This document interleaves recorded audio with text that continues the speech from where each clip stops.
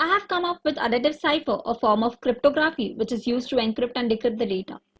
So if you are tired of using pen and paper to encrypt and decrypt your data every time, then you are watching the right video.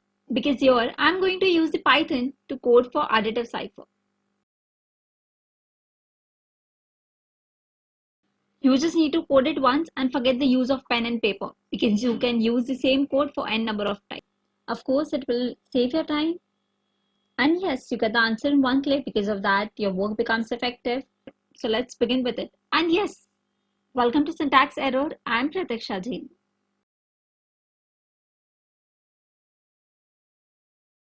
Firstly, I'm going to create a class and I'm not going to write anything inside the class right now. And I'll ask the user to make a choice whether he wants to encrypt the data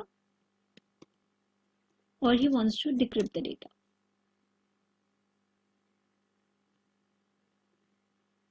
Quote marks were must. And now I'll write a if statement that will help me to execute the things according to the made choice. If the choice is to encrypt, then I'll encrypt the data. So I'll ask the user to input the key.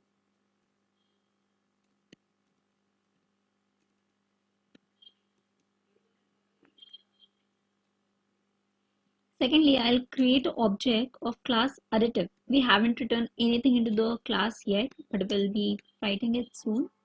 And with the help of the object, we're going to call the encrypt function that we're going to define it soon. And if the user selects option 2, then the decrypt function should be called. Let us start writing the actual code. So I'll be writing here the init function first, that is the default constructor which takes a key here. I've already passed a key that will take a key, and then I'll be storing it in self.key is equal to key. I'm not doing much over here right now. We'll be doing it later. Function. Let's go for encrypt function first. And I'll be asking the user to pass a text.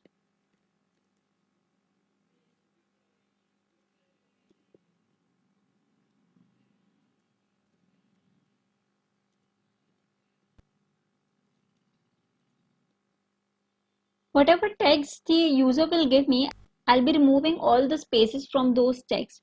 For example, user gave me ABC, XYZ as an input. The space which is between them, I'll be removing them. Why I'm doing so?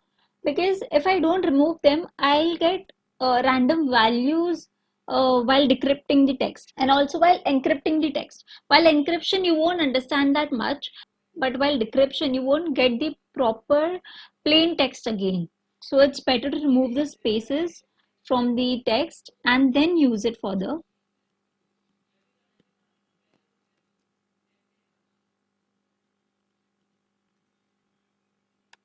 spaces have been replaced with nothing. That means no space in between. Then I'll be using for loop to traverse the text. Means it will read each and every character individually. Suppose the text is ABC, so it will read it as individual A, individual B, and individual C.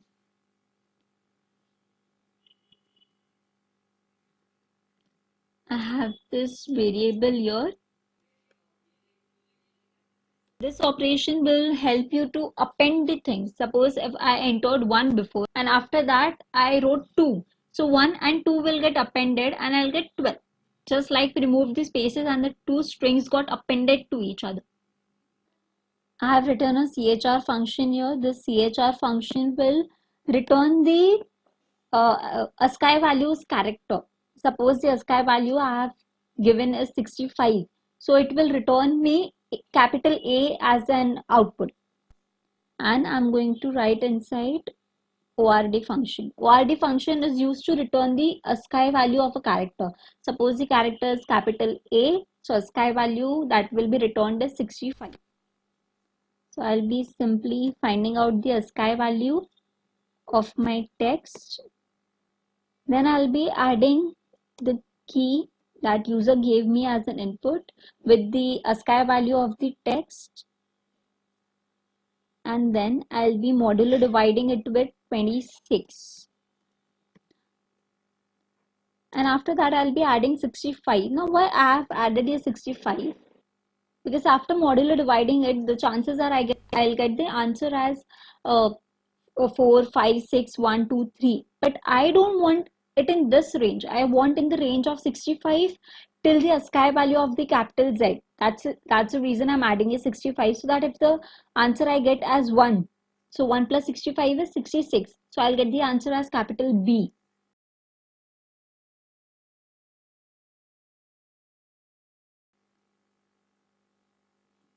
Now this is the case for capital characters. So I'll simply write here if my ORD of self dot text I is less than 96.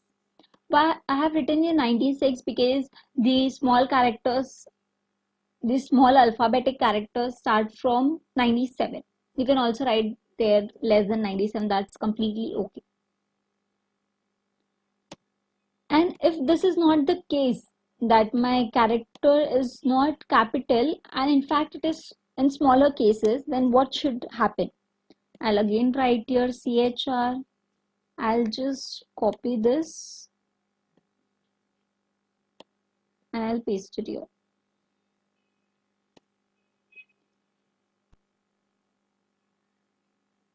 The thing remains the same, only I need to add here is 97 because I'm dealing with small characters and I need to subtract here 97. If I don't subtract here 97, then the values will be different than our expectation for encrypted values. Suppose I need to encrypt small a and the value I should get is j, and instead of j I'll get their p, I'll get their m, l, something else, and I don't want that. That's the reason I have subtracted your 97. And after that I'll be simply printing my encrypted text.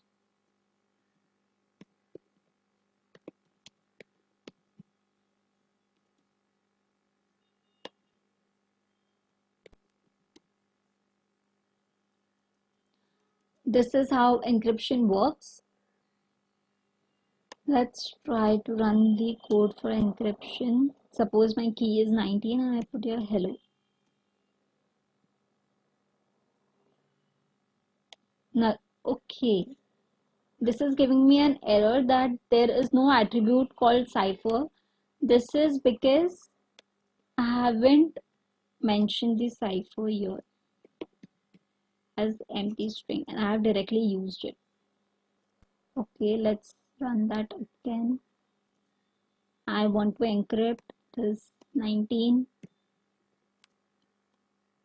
Okay, so this is my encrypted text.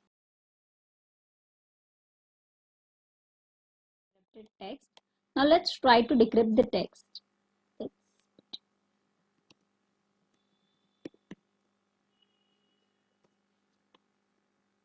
The code completely remains the same, but there are few changes.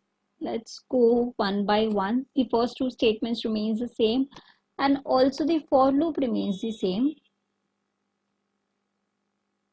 Now for decryption, I'll be dividing all the steps and showing you guys. I have used a list comprehension, but I'll be dividing all my steps here. And suppose if I write self.text of I, you guys can write this statement over here also if you don't want to write ORD and less than 96. It's gonna work the same. So let's find out if it is uppercase. After this, I need to first check if the number is negative after subtraction. I have not subtracted the value yet. So let us just subtract it first. I have taken here a variable val. I'm simply subtracting my character's ASCII value with a key. And then if my val is less than 0, then add 26 to that. So again, I have not declared plain text above, so it's gonna give an character. So let's do that.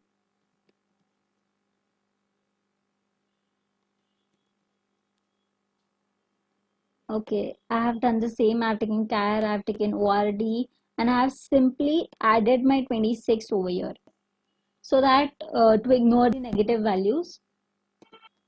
And if after subtracting the value I'm not getting as negative, then simply don't add extra 26 and keep it as it is.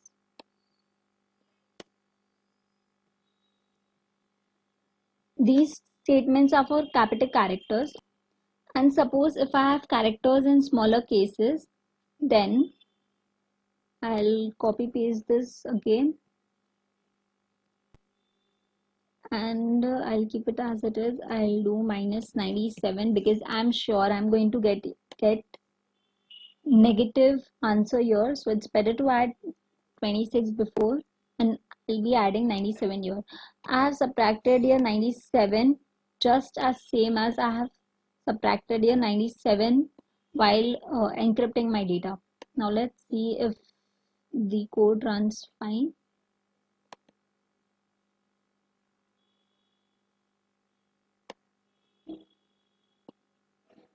Encryption 19. Okay, let's go. Let's copy this cipher first. I remember the key is 19.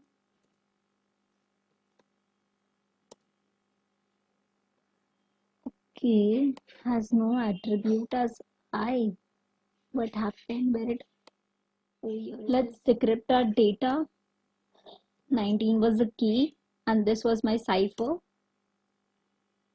Did I forget to print the data? Oh yes, I forgot to print the plain text. So let's print it quickly.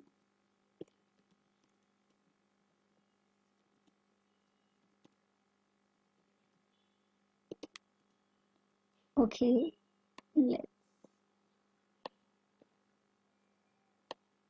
let's decrypt the text again.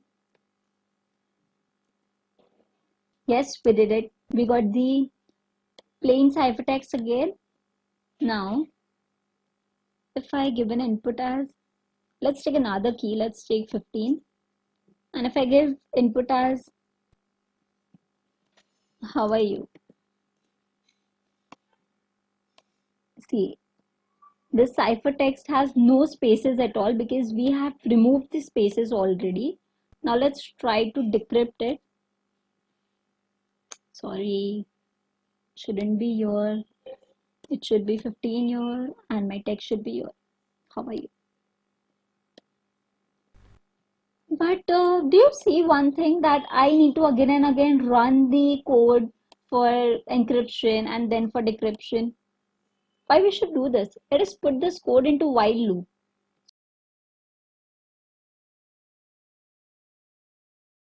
so that we don't need to run the code again and again.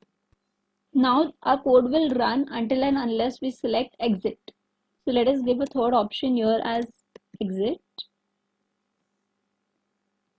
And let's write here if num is equal to 3. Don't do anything and just simply exit. Let's see if this works. Give you one.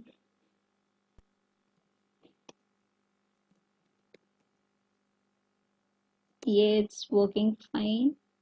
What was the key? It was 17. Let's copy this. Okay, I got the plain text also and it also got exit. Let's put a space. The code is working completely fine, but do you see one more thing? There is no condition on key at all. If the user give any of the key, it's going to accept it in any way. Suppose if I give the key as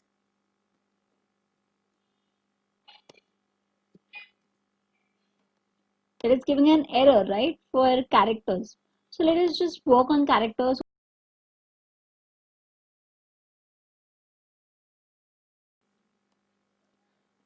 You won't directly write or enter the key, but in fact will ask the user to make a choice whether he wants to give the key as integer or he wants to give a key as a character. Let's copy paste this and even paste it over here for decryption. Our code is working fine for number, but we need to work for character first. As we know, our key is getting passed to the init function. So we'll be writing a code for key in init function only. Let's write if my num is equal to 1. That means if my choice is 1. And what we have written for choice 1, that enter a character as key. So we need to allow user to enter the key as character. We'll be taking input as character from user. Then we'll be checking the length of the key.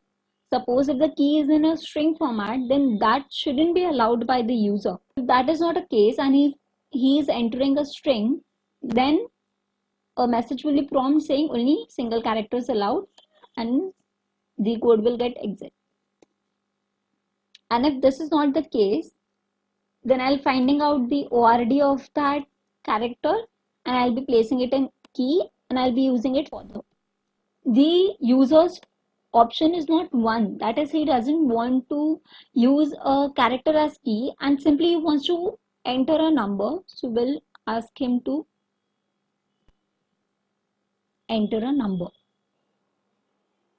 We'll ask him to enter a number.